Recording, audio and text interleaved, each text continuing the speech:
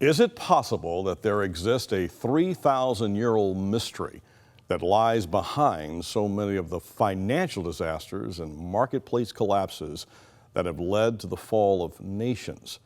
Well, expanding on a mystery introduced in his bestseller, The Harbinger, messianic Rabbi Rabbi Cahn explains the significance of the Shemitah, a recurring Sabbath year prescribed by the Torah, that is, parts of the Old Testament.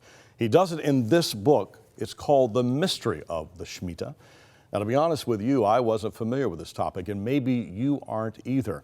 But as I began to hear what Christian leaders were saying and watching how Christian books were being sold, I began to see that this was an important book and topic that people had interest in.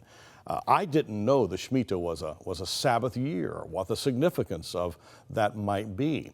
Well, we're excited here at 100 Huntley Street to have something that explains very much about the signs and historicities of events, as well as a connection between the past and the present and potentially the future as it relates to biblical truth and how Rabbi Cahn unfolds it.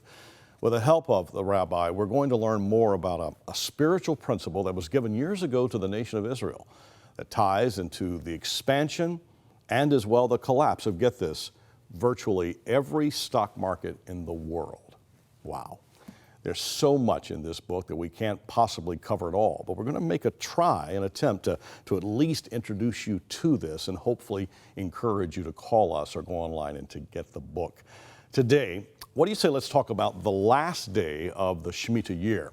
That day has historically held much significance. Rabbi Cahn joins us now. What, Rabbi, can you tell us about the last day of the Shemitah year? On the last day of the Shemitah or Sabbath year, something extraordinary happens. The date was called Elul 29, the 29th day of the month of Elul. And on that day, it really was the day of the Shemitah. And the word Shemitah can mean the release, as the release of the land, but it can also mean the release of people or the release of, in this case, debt. On that day, all debt, all the nation's debts are wiped out. All credit is wiped out. The financial accounts of the nation are wiped clean. Whatever built up for 7 years, wiped away. And so this was the day of remission, or the day of the Shemitah. And so it was a massive financial nullification. I don't know if there's any precedent for this in history, but this is what it was. So it was to be a blessing, but as we'll see, this would turn from being a blessing to a sign of judgment. Wow, all of that and more in this book called The Mystery of the Shemitah.